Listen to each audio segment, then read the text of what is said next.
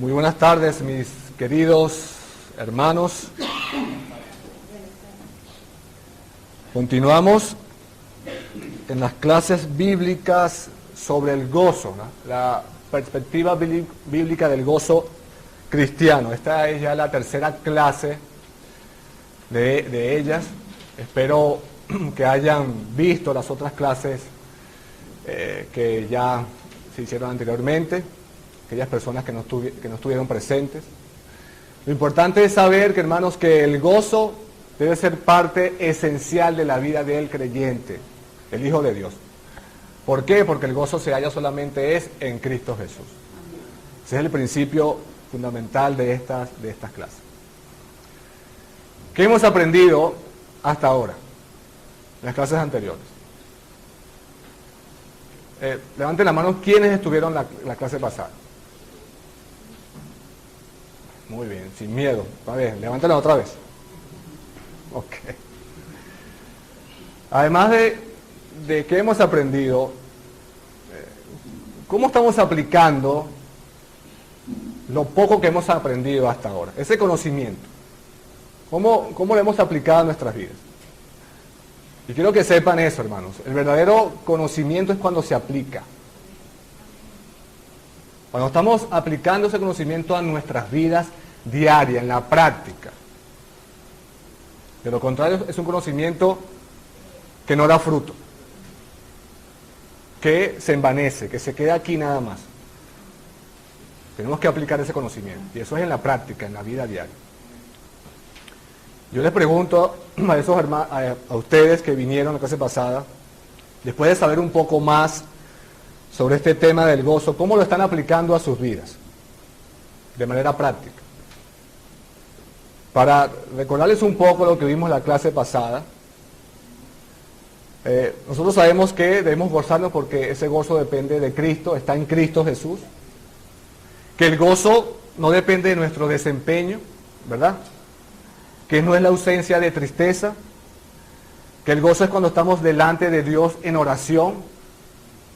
Que el gozo está en la salvación dada en Cristo Jesús. Que el gozo está en la comunión de los santos, en la iglesia. Que encontramos gozo en nuestro trabajo, porque sabemos que fuimos creados ¿para qué? Para trabajar, ¿cierto? Y que eso es un acto de adoración.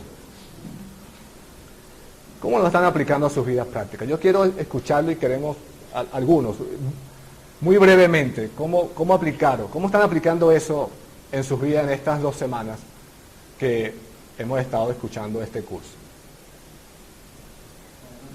Ajá. De manera práctica. La palabra no solo nos viendo este curso, no solo nos llama a tener una perspectiva superflua del gozo, sino que es un mandamiento que Dios da al cristiano, Okay. como a gozarse a pesar de la situación o de las situaciones que va a vivir. Y en cuanto a la clase las clases de Dios, entendimos que somos servidores de Cristo, ya sea que no seamos ordenados en la iglesia o en nuestro trabajo, donde estamos, somos servidores de Cristo, y eso nos está en Okay. ¿Cómo has aplicado eso en tu trabajo, de manera práctica? ¿Cómo lo has aplicado? Entendiendo que el Señor me ha puesto ahí y soy servidor de Él, no solo de la organización donde trabajo, Okay. sino soy servidor de Él, y aunque no esté mi jefe allí, Él me está viendo y va a hacerlo con gozo porque está. Amén, amén. Ajá, Sergio. Esta semana la semana pasada y el domingo la aplicación Ok. Obviamente las personas que me están enseñando, mi pensamiento era primero para obedecerle a Dios, primero es obedezco a Dios, es mi cosa. Ok. Lo que estoy haciendo debe glorificar a Dios. Puedo valorarlo a través de una actitud correcta. Amén, amén. ¿Alguien más quisiera compartir? Yo te recuerdo que el trabajo debemos hacerlo con gozo. Amén. Y una de las cosas que aprendí y que cada día que ponemos en práctica es la atención a las personas que están al otro lado de una u otra manera.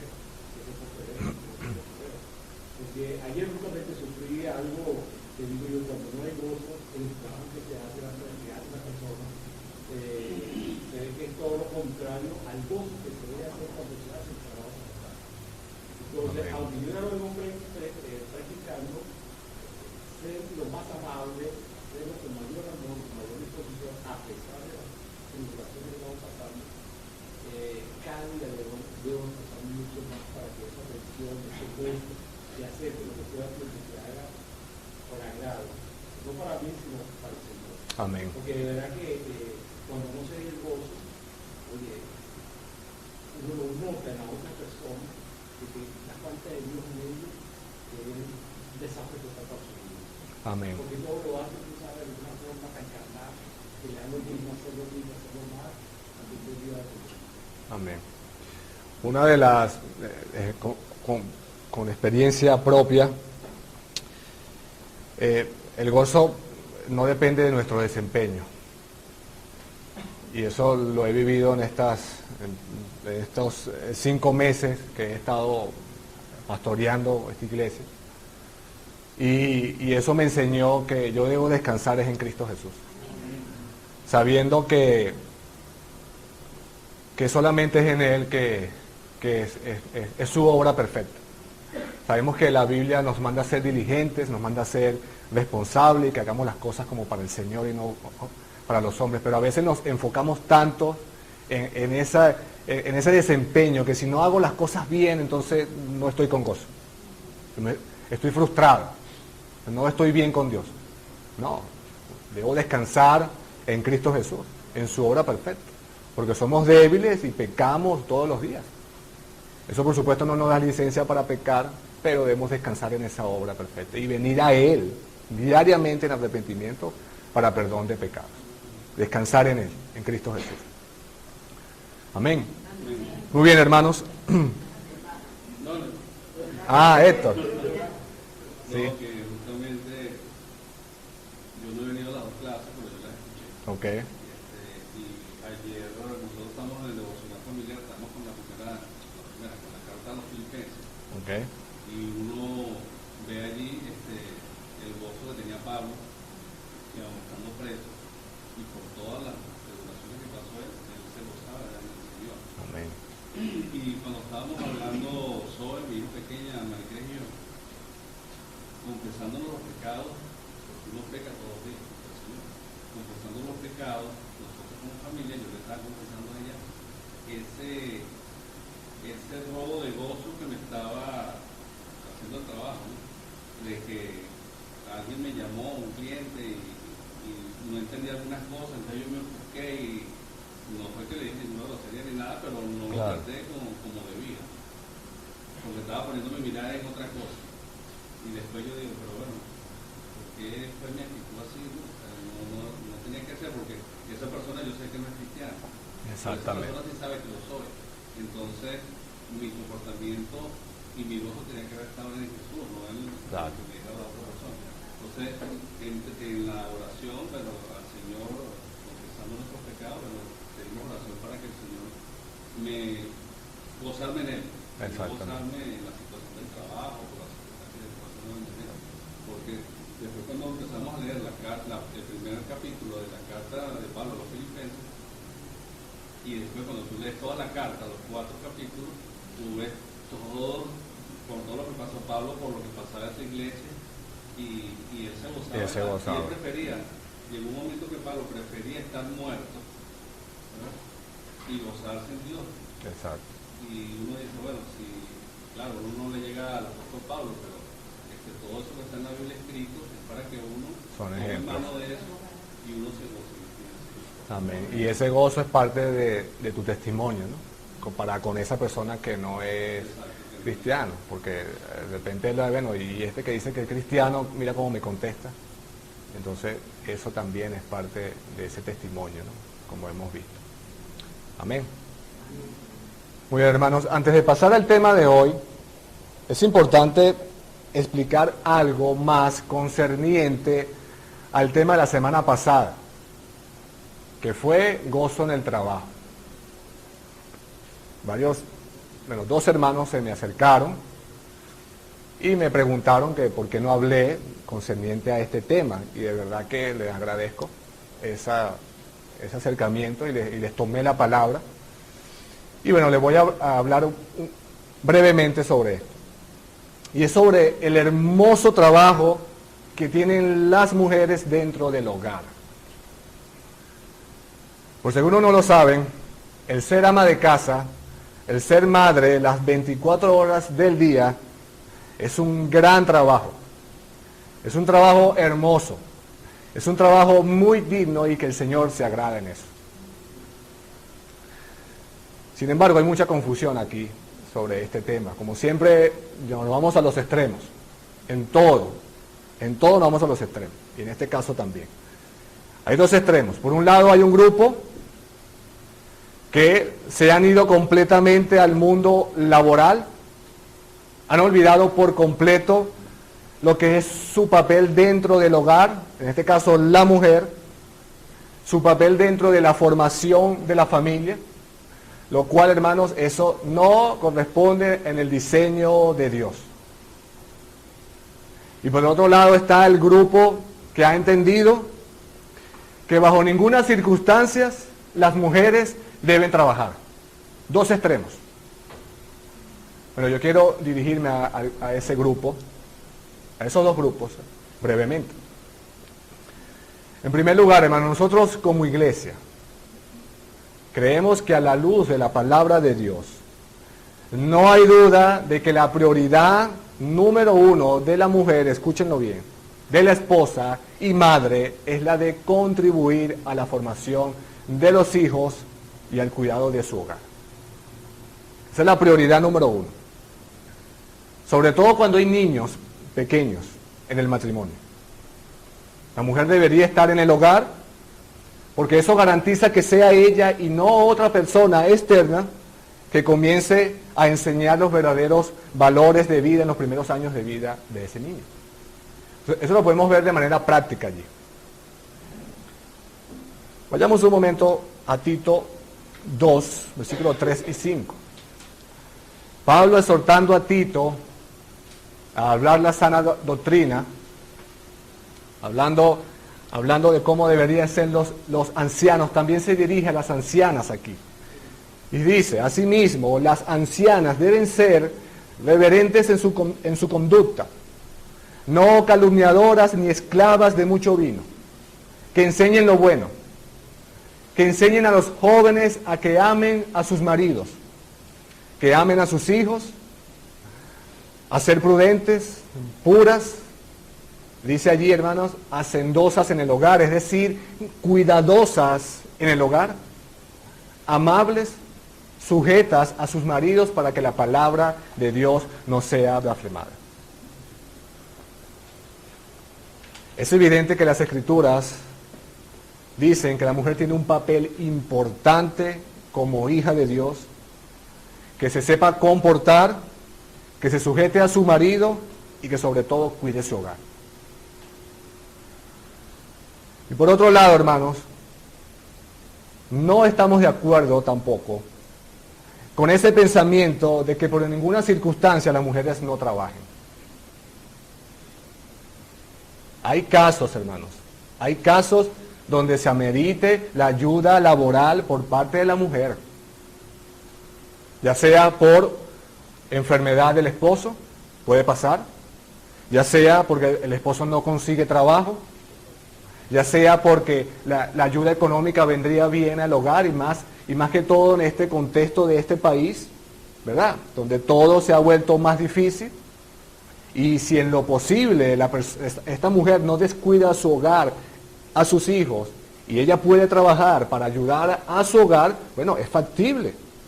Habría que estudiar todos los casos o ver cuál es el caso para poder evaluarlo. Hay casos que son válidos para eso. De hecho, hermanos, la Biblia nos muestra ejemplos de mujeres que trabajaron para la ayuda de su hogar. La mujer tenía muchas funciones importantes. Realizaba trabajos domésticos, cuidaba a su familia, atendía trabajos del campo, atendía a los animales domésticos, preparaba alimentos, trabajaba con lana e hilo para sus tejidos. Y eso lo vemos en la palabra de Dios. Vayamos a Proverbios 31 exactamente. El famoso pasaje de la mujer virtuosa. Y dice en el 10, mujer virtuosa, ¿quién la hallará? En el 13 dice, busca lana y lino y con voluntad trabaja con sus manos. En el 16 dice, considera la heredad y la compra y planta viña del fruto de sus manos. Es decir, una mujer que trabaja. En el 18 dice, ve que van bien sus negocios, su lámpara no se apaga de noche. En el 24 dice, hace telas y vende y da cintas al mercader. En el 25 dice, fuerza y honor son sus vestiduras y se ríe de lo porvenir. En el 27 dice, considera los caminos de su casa y no come el pan de balde. En el 28 dice, se levantan sus hijos y la llaman bienaventurada. Una mujer entonces que trabajaba, ¿cierto? Que trabajaba mucho, que trabajaba duro para su familia. Hermanos, la Biblia no prohíbe que la mujer no trabaje. No prohíbe que la mujer trabaje fuera de casa, no. Pero sí, hermanos, que tenga prioridades. Que tenga prioridades. Siempre en lo posible se debe procurar que la mujer permanezca en su hogar, con la gran responsabilidad de contribuir a la formación de sus hijos. Cuidar a su esposo. Y es allí que las mujeres deben pensar en esa verdad. Que Dios les ha dado a la mujer un papel hermoso en ser ayuda idónea y ser ejemplo en su hogar. Piensen en ese papel las mujeres que están aquí. Si tienen hijos, o todavía no, pero si tienen un hogar, si tienen un matrimonio que cuidar, Dios las ha llamado a pastorear a sus hijos y cuidar a su hogar y cuidar a su esposo. Amén. Y algo muy importante, hermanos, hermanas, por ningún motivo deben pensar que solo están sirviendo a sus hijos y a sus esposos. No solamente están sirviéndolos a ellos. Pablo nos recuerda en Colosenses 3:23 que hagas lo que hagas, trabaja con entusiasmo, como para el Señor y no para los hombres, sabiendo que en el Señor recibirás la herencia, dice Pablo. Y ese mandato también es para las amas de casa. ¿Por qué? Porque están sirviendo al Señor también. Este trabajo de cuidar su hogar, de ser ama de casa, es como otro trabajo, hermanos. Hagan lo que hagan, debe hacerlo con todo corazón. No pensando solamente en servir a sus hijos, en servir a su esposo, sino para el Señor. Y Dios se agrada en eso. ¿Y saben por qué? Porque es un acto de adoración a Dios. Y puede ser, hermanas, que no les paguen en ese trabajo. No les van a pagar en ese trabajo. Pero como dije, es un acto de adoración, hermanos. Y debe ser nuestra adoración, y es mi oración, que permita que esta verdad las motive a encontrar alegría y gozo en ese trabajo diario como ama de casa. Sabiendo que Dios lo ve, se complace a medida que trabajan para su gloria. Es un trabajo, no es un trabajo indigno, hermanos. Al contrario, es un trabajo digno el ser ama de casa. Uno muy digno. Uno hermoso, de gran valor. Y deben gozarse en eso. Amén. Muy bien, hermanos.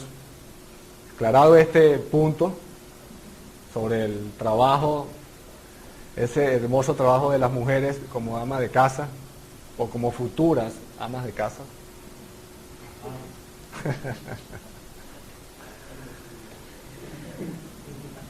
Vamos a pasar a nuestro tema de hoy, nuestra clase de hoy. Estamos en el gozo, ¿cierto? Estamos gozando en Cristo.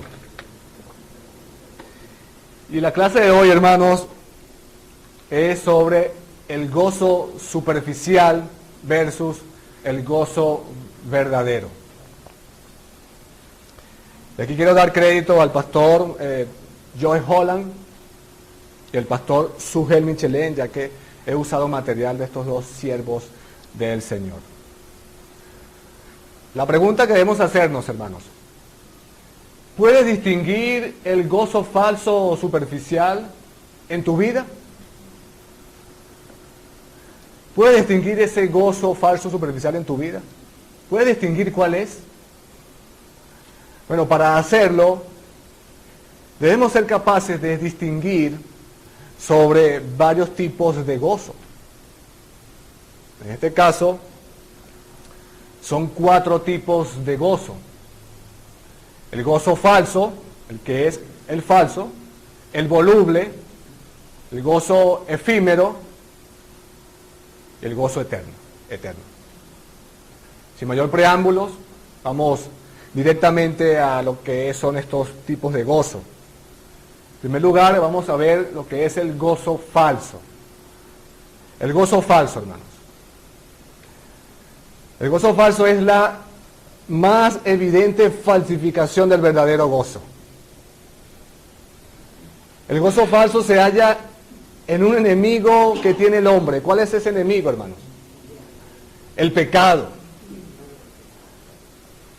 El gozo falso, hermanos, es aquel donde las personas lo toman del pecado y toman esa carnada y ese anzuelo de la tentación y son llevados por él. Vean esa definición. Es aquel donde las personas lo toman del pecado, toman esa carnada, ese anzuelo de la tentación y son llevados por él. Hermanos, fue el gozo falso de la conquista sexual que llevó a David a cometer adulterio con Betsabé. Ese gozo falso que encontró David lo llevó a pensar que podía salirse con la suya, que lo llevó a pensar o que lo llevó a matar a su marido, al marido de Betsabé. Eso lo vemos en 2 de Samuel 11. Conocemos esos hechos. Ese gozo falso, vacío, atractivo, hacen que el pecado sea posible y que sea con frecuencia. Eso es lo que hace el pecado, satisfacer la carne. Claro que vamos a encontrar gozo en eso, pero ese gozo es falso. Ese gozo es falso. Y como lo dice, y como es falso, no es verdadero. Ese deseo pecaminoso y lujurioso que desfila como gozo, pero que no lo es. No es gozo eso. ¿Y saben por qué? Porque ese gozo es causado por un deleite momentáneo. Es momentáneo ese gozo. Vayamos a 2 de Samuel y vamos a leer 2 de Samuel 11, versículo 2. Vean cómo se presenta el pecado. Y dice: y sucedió un día, al caer la tarde, que se levantó David de su lecho y se paseaba sobre el terrado de la casa real. En primer lugar, hermanos, David no debió haber estado aquí. David debió haber estado en batalla. Por ahí ya empezó mal David. Y fíjense cómo dice el texto: y vio desde el terrado a una mujer que se estaba bañando, la cual era muy hermosa. Envió David a preguntar por aquella mujer y le dijeron: aquella es Betsabé, hija de Elián, mujer de Urías Eteo. Y envió David el mensajero y la tomó y vino a él. Y conocemos todos los hechos, todas las consecuencias de ese pecado, ¿cierto? Vemos el desastre que pasó después. Ese pecado sedujo a David. Allí está cómo se presenta el pecado, de forma atractiva. Dice que la vio de lejos, le gustó. Un gozo falso que envenenó el alma de David y endureció su corazón hasta el punto de matar al esposo de Betsabé. Cometió asesinato por ese pecado. Ven todas las consecuencias de eso. Hermanos, el gozo falso es la mentira de Satanás. ¿Saben por qué? Porque el gozo falso oculta las consecuencias del pecado. El gozo falso hace que tú creas que la vida del impío es más feliz que la del justo. El gozo falso hace, el gozo y la alegría se encuentran en el pecado. Eso es lo que hace el gozo, te hace creer eso. Que lo encuentras cuando estás lo más lejos posible de Dios y de sus caminos. Ese es el gozo falso. Pero esa idea es un vil engaño, una mentira de Satanás. Nosotros fuimos creados para glorificar a Dios y gozar de Él por siempre. Por lo tanto, es imposible encontrar significado y santificación alejados de Él y fuera de sus caminos. Bueno, nosotros debemos detectar ese gozo falso en nuestras vidas. Debemos detectarlo. El gozo falso es detectado cuando sabemos que el verdadero gozo solo puede encontrarse dentro de los límites de la ley de Dios. Eso lo podemos tomar como nuestro primer principio de esta clase. Dios se opone que te goces fuera de Él, sino en Él. Como dice el pastor Sugel, el vacío de nuestros corazones no puede ser llenado con ninguna cosa creada, porque nuestras almas fueron diseñadas originalmente para ser saciadas ¿en quién, hermanos? En el Creador. Como escribe San Agustín en sus confesiones también. Él les dice, nos hiciste, Señor, para ti, y nuestro corazón está inquieto mientras no haya descanso en ti. El gozo falso, hermanos, es aquel que se encuentra en el pecado. Y nosotros debemos distinguir cuál es ese gozo en tu vida. ¿Será que ese gozo es el que tienes tú en tu vida? ¿Encuentras gozo diariamente en el pecado? Debemos meditar sobre eso. Debemos identificar cuál es ese gozo. Debemos distinguir cuál es si ese gozo es el que te gobierna en tu vida. Sigamos con los tipos de gozo. Tenemos el segundo gozo, que es el gozo voluble. El gozo voluble. Es el segundo tipo de gozo superficial. Es el voluble. Es decir, el que cambia fácil. El gozo voluble es ese deleite contingente de las circunstancias. ¿Qué es esto, hermanos? ¿Qué significa esto? El gozo voluble es ese gozo que solamente lo encuentras cuando la vida va bien, cuando no tienes ningún tipo de problemas. Ese es el gozo voluble, el que cambia fácilmente.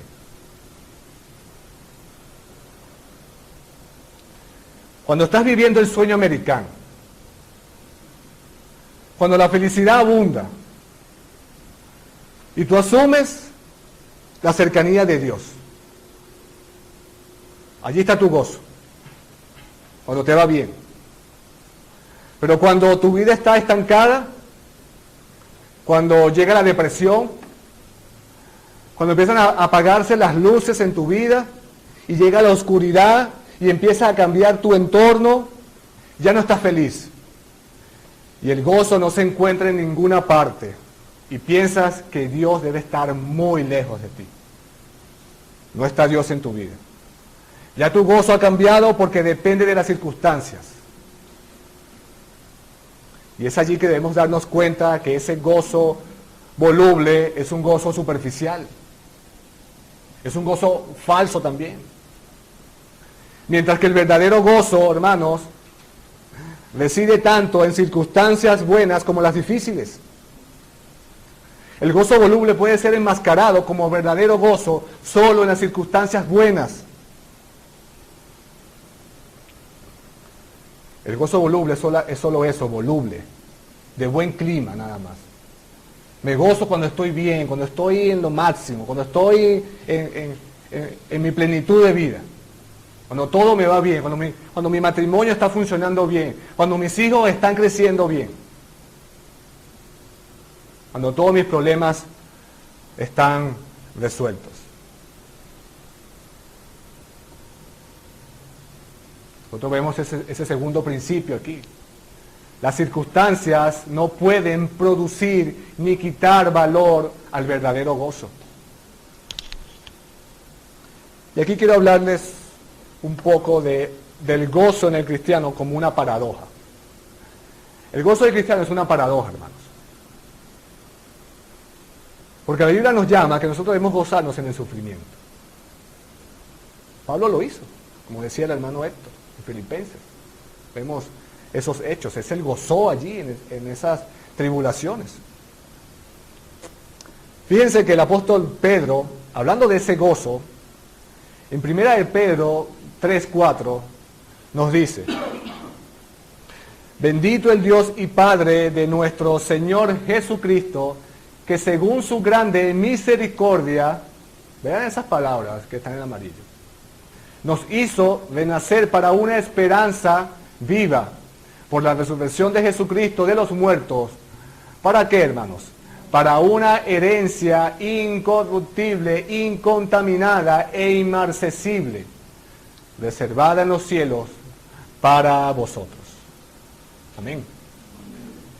Pedro nos está diciendo que nosotros podemos mirar hacia el futuro con confianza, porque sabemos con toda certeza que el Señor nos tiene reservado una herencia en los cielos. Una herencia, hermanos, que es en primer lugar incorruptible, ¿cierto? Que es incontaminada e inmarcesible. Es decir, que no se puede marchitar. ¿Y qué significa esto? Hermanos, que mientras el mundo se esté desmoronando a nuestro alrededor, lo cierto es que es en Cristo donde hay gozo, y que ese gozo no depende de las circunstancias,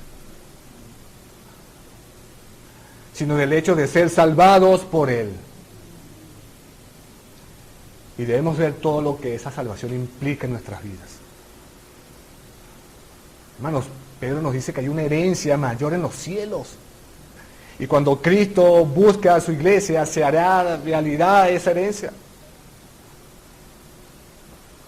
Esa herencia, dice Pedro, que no puede ser manchada por el pecado de este mundo.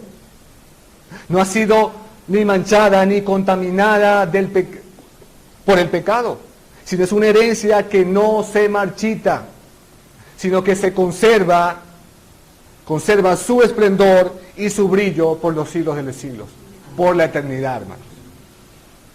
Una herencia en los cielos, reservada en los cielos para vosotros. Y no solo eso, hermanos, hay algo más. Nosotros debemos gozarnos, es por la veracidad de esa promesa que nosotros podemos gozarnos y debemos gozarnos allí.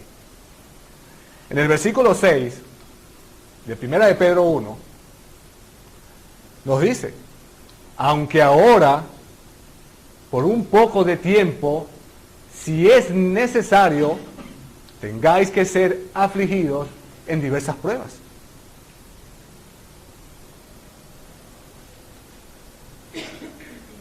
He allí la paradoja del gozo cristiano. He allí la paradoja, hermanos. Que tendremos que experimentar aflicciones, pruebas en nuestro peregrinaje al cielo. Las pruebas van a estar allí, hermanos. Nadie va a estar ausente de pruebas. Eso no es opcional en la vida del creyente.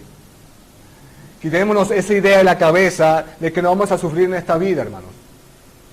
Esta vida está contaminada por el pecado y eso lo ha afectado todo.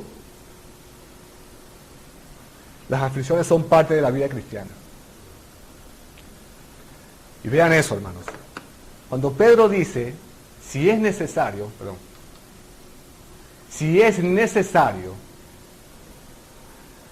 Pedro no está implicando la posibilidad de que alguien pueda evitar esa experiencia, o que tal vez en su vida si es necesario. No, hermanos. La forma gramatical que usa Pedro aquí en este texto se puede traducir que es necesario. Es necesario las pruebas en las vidas del cristiano. Por eso van a venir las pruebas. Como decía un momento, el sufrimiento no es opcional para el cristiano.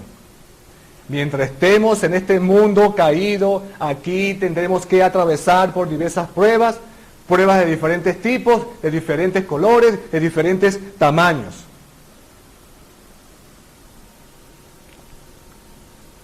Pero lo cierto y el punto dominante de estas palabras del apóstol Pedro, es que hay gozo, hermanos, y alegría en Cristo Jesús.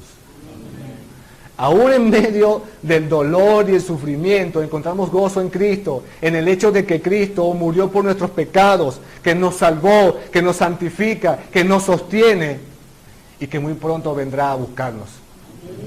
Wow, hermanos, ¿qué mayor esperanza que eso? Amén. Vean lo que dice Pedro, en 1 de Pedro 1:7.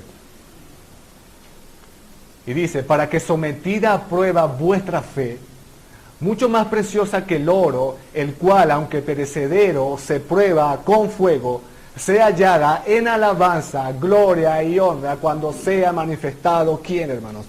Jesucristo. Es allí que recibiremos esa herencia prometida del Señor. Como decía un siervo de Dios, los cristianos que experimentan gozo y alegría, a pesar de que son afligidos en diversas pruebas, saben que no es para siempre. Que se van a quedar aquí, hermanos, en este mundo caído. Te pregunto, ¿puedes distinguir si tu gozo es voluble? ¿Si tu gozo es falso? ¿Si te gozas solamente cuando te veas o cuando te va bien en la vida? ¿O te gozas también en medio de las aflicciones? ¿Te gozas en las pruebas? Pensemos sobre esto, hermano.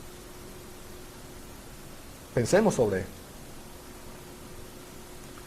El tercer gozo superficial que hay es el gozo efímero. Es el gozo que se desvanece.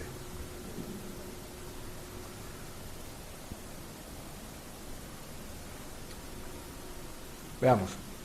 Dice, es el gozo que se desvanece, el que es momentáneo. Un tipo de gozo que se basa en aquellas cosas pasajeras de este mundo.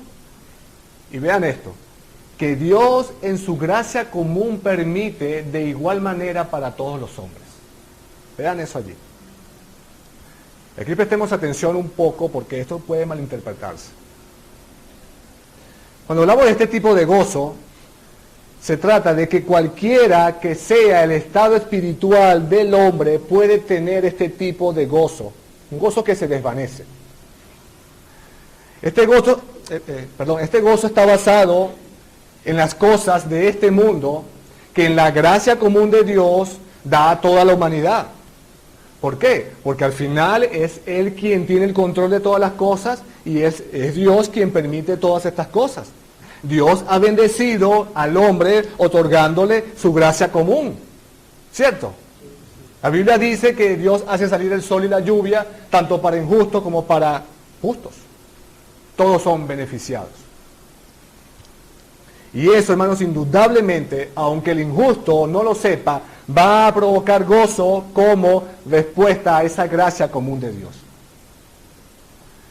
Y esas bendiciones que Dios les da a todos incluye una variedad de cosas, tales como talentos, familia, posesiones, salud, logros, la belleza de un nuevo día, como vimos. Eso va a formar parte de ese gozo que experimentan todas las personas. Sin embargo, es un gozo que se desvanece. ¿Por qué, hermanos? Porque ese gozo para el cristiano no lo es todo. ¿Escucharon eso? Ese gozo que solamente se enfoca en lo creado, en las cosas efímeras, es un gozo efímero. Ese gozo se desvanece porque el hombre solamente se enfoca en esas cosas, en lo creado, y no glorifica al Creador. Es decir, a Dios. Dan las cosas por sentados. Yo me lo merezco. Y no saben que todas esas cosas son por la gracia común de Dios. Y Pablo nos los recuerda en Romanos 1:21. Dice, pues habiendo conocido a Dios, no le glorificaron como a Dios ni le dieron gracia, sino que se envanecieron en sus razonamientos y su necio corazón fue entenebrecido. Y en el 25 nos dice, ya que cambiaron la verdad de Dios por la mentira, honrando y dando culto a las criaturas antes que al Creador, el cual es bendito por los siglos. Hermanos, al final ese gozo se desvanece porque han sacado a Dios de sus vidas. Solo piensan en las cosas de este mundo, en las cosas que este mundo ofrece. Eso es lo que produce gozo en sus vidas. Para ellos eso es todo. Pero la Biblia dice que si ganas al mundo, no tienes a Dios, no tienes nada. Dice la Biblia, ¿qué aprovechará el hombre si ganara todo el mundo y perdiere su alma? ¿Qué ganas? Como dice Job, en el libro de Job, la alegría de los malos es breve y el gozo del impío es por un momento. Ese es el gozo del impío. Ese es el gozo del injusto. Breve, momentáneo. Entonces tenemos como tercer principio, el gozo no puede estar basado en lo que este mundo te ofrece porque al final se desvanece. La pregunta es, hermanos, ¿quieres ese gozo en tu vida? ¿Quieres tú el gozo falso? ¿El gozo voluble? ¿El gozo efímero? No, ¿verdad? El verdadero cristiano anhela el gozo verdadero. Amén. Amén. Y ese es el último punto de esta tarde, hermanos. El gozo verdadero. El gozo verdadero.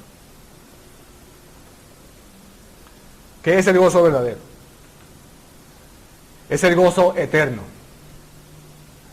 Es el único gozo del cristiano porque es un gozo que viene y se dirige hacia el Dios eterno. Ese es el gozo verdadero. Un gozo que no solamente es la posesión única de los cristianos, sino que es la delicia que Dios tiene en sí mismo, en su creación y en su misión salvadora. ¿Qué significa esto? Que nosotros como pecadores redimidos compartimos y experimentamos ese gozo solo a través de la fe en Jesús. Jesús, hermanos, es Dios hecho hombre.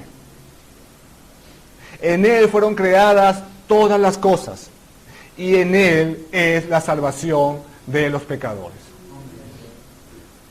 De eso se trata el gozo verdadero, de glorificar a Dios. ¿En quién? En Cristo. Ese es el gozo verdadero. Y cuando lo hacemos significa que ahora vemos todo como Dios lo ve. Porque cuando miramos a Jesús, vemos a Dios quien caminó en este mundo, ¿cierto? Cuando miramos la creación de Dios, la vemos como la más hermosa que nosotros podemos entender y que revela la belleza de Dios como su creador. Cuando meditamos en la salvación, disfrutamos con gozo esa gracia del Dios que nos eligió inmerecidamente. ¿Cómo no gozarnos en eso?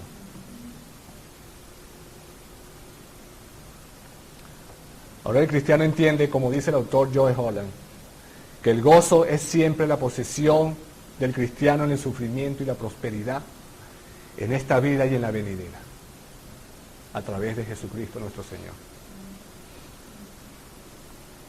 Ese es el verdadero gozo, hermanos. Esa es la fe verdadera, la que permanece afianzada en su Señor, sin importar las circunstancias, sin importar lo que te venga a tu vida. No somos como los de la parábola del sembrador, que Cristo habla que algunos reciben la palabra con gozo, pero estos no tienen raíces, que creen por algún tiempo y en el tiempo de la prueba se apartan. Somos ese tipo de cristianos. O eres como los hombres de fe de Hebreos 11. Esa fe genuina, esa fe que persevera en medio de las pruebas, en medio de los conflictos. Cuando las cosas no parecen tener ningún sentido.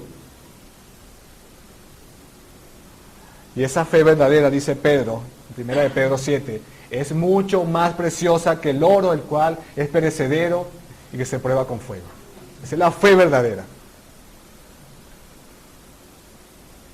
En segundo lugar, hermanos, el gozo es aquel que, o el gozo verdadero, es aquel que emana de esa relación de amor y de confianza con aquel que no hemos visto. Vayamos, yo se los tengo aquí. Primera de Pedro 1:8 al 9. Vean a Pedro diciendo esto. A quien amáis, a Cristo, sin haberle visto, en quien creyendo, aunque ahora no lo veáis, os alegráis con gozo inefable y glorioso, obteniendo el fin de vuestra fe, que es la salvación de vuestras almas. Noten cómo Pedro describe a los cristianos aquí, como aquellos que aman a Cristo, que se gozan en Él, a pesar de que nunca lo han visto. Qué tremendo, ¿no? Y notamos algo interesante, cómo Pedro se excluye a sí mismo de esto. Porque Pedro sí vio a Cristo. Pedro sí estuvo con Él, físicamente, durante su ministerio, cuando estuvo con ellos. Pero después, la mayoría de estos creyentes a los cuales les escribe, no habían tenido ese privilegio. Pero aún así Pedro les dice que podían participar del mismo amor y del mismo gozo, aunque no vieran a Cristo. Y nosotros pensamos así, hermanos, de esa manera. Que nuestra fe, que nuestro amor por Cristo, que nuestro gozo por Cristo aumentaría si lo hubiésemos visto o escuchado. Así pensamos nosotros a veces. ¿Cómo me hubiese gustado vivir en los tiempos de los apóstoles? Decimos. Pero no, hermanos, déjame decirte que no necesitamos esa experiencia física para amar a Cristo y gozarnos en Él. No. ¿Y saben por qué, hermanos? Y esto es lo hermoso de la sabiduría de Dios al darnos su Espíritu Santo. Porque en la conversión el Espíritu Santo abre los ojos de nuestras almas para que podamos ver a Cristo en toda su gloria y en toda su belleza. Esa es la obra del Espíritu Santo. De tal manera, hermanos, que nuestras almas sean inclinadas poderosamente y encontrar ese gozo en Él. Por eso es que Pedro les dice a los cristianos y los describe de este modo, que también aquellos que no ven a Cristo lo aman y se gozan porque nuestros ojos espirituales han sido abiertos por el Espíritu Santo en la conversión.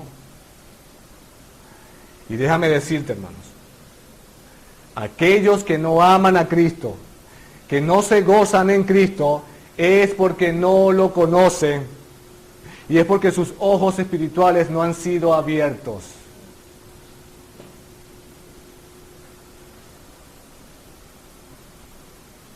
Eso es la conversión. Como alguien lo describía, la conversión es lo que sucede en el corazón cuando Cristo viene a ser parte, a ser para nosotros un cofre de tesoro de gozo santo. El pastor Sugel también lo describe de esta manera. En la conversión ha sido creado en nosotros un nuevo gozo espiritual que antes no teníamos por la gloria de Cristo y que nos mueve eficazmente a entregarnos por entero a Él. Entonces, hermanos, cuarto principio. El verdadero y duradero gozo se encuentra solo con Dios en Cristo. Amén. ¿Qué hemos visto en esta clase, hermanos? Que hay un gozo superficial y uno que es verdadero. ¿Cuál es el gozo superficial? Está basado en un gozo falso, donde su principal aliado, ¿quién es? El pecado, ¿cierto? El placer momentáneo. El gozo superficial es el gozo voluble, aquel que cambia fácil, que solo es cuando las cosas están bien. El gozo que depende de las circunstancias. Tenemos el gozo superficial, que es el gozo también efímero, que se desvanece porque está basado en las cosas de este mundo y que saca a Dios de su vida. Ese es el gozo efímero. 3 tipos de gozo superficial. Pero vimos también que hay un gozo verdadero, aquel que es eterno. ¿Por qué? Porque proviene de Dios, que es eterno. Y el gozo verdadero es aquel que emana de esa relación personal de confianza con aquel que no hemos visto, es decir, con Cristo. Allí está, hermanos. El gozo superficial versus el gozo verdadero. Uno al lado del otro. 4 principios para examinar en nuestras vidas. 1.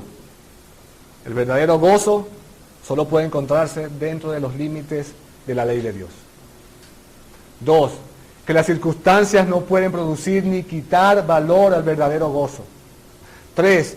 Lo mejor de este mundo, que este mundo tiene para ofrecerte, es el gozo efímero, el gozo que se desvanece. Y el 4 principio, el verdadero y duradero gozo, se encuentra solo en Dios, con Cristo, en Cristo. Para terminar, mis hermanos, no te conformes con el gozo barato. No te conformes con el gozo forjado. Debemos seguir adelante para mantener el verdadero y profundo gozo en el Señor. El Catecismo Menor de Westminster dice que el fin principal del hombre, del cristiano, es glorificar a Dios y disfrutarlo por siempre. ¿Por qué? Porque al final el gozo es tan bueno como su propósito. ¿Qué es lo que anhelamos, hermanos? ¿Qué anhelamos? ¿Qué anhelamos, hermanos? El cristiano debe anhelar que en el día final, cuando nuestro Señor Jesucristo regrese en gloria, nosotros estemos en el grupo de aquellos que le escucharán decir, hermanos: bien y buen siervo y fiel, sobre poco fuiste fiel, sobre mucho te pondré. Entra en el gozo de tu Señor.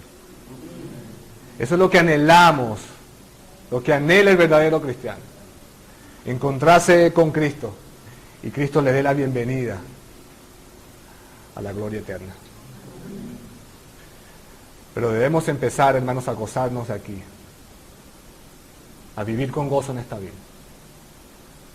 Como dije, van a venir miles de pruebas, miles de aflicciones, pero que eso no impide, hermanos, que nos gocemos en Cristo.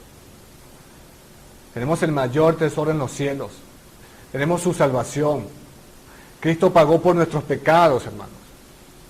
¿Por qué deprimirnos? Debemos encontrar gozo solamente en Él. Venir a Él en esos momentos de depresión, de angustias, en oración. Pedirle que nos ayude. Como pecadores y débiles que somos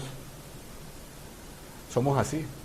Nos deprimimos, buscamos alternativas por otro lado, pero no, hermanos, la alternativa y la solución está en Cristo Jesús, en su palabra. Vengamos a su palabra diaria, hermano. Diariamente. Y encontrar consuelo en Él. Es la única esperanza para nosotros en esta vida. Amén. Vamos a orar, hermanos. Vamos a darle gracias a Dios por este hermoso tiempo. Nos ha hablado en nuestras vidas sobre el verdadero gozo, sobre aquellos gozos superficiales, el gozo falso, el gozo voluble, el gozo efímero. Ninguno de esos gozos sirve para nada, hermano. Solamente el gozo en Cristo. Vamos a orar.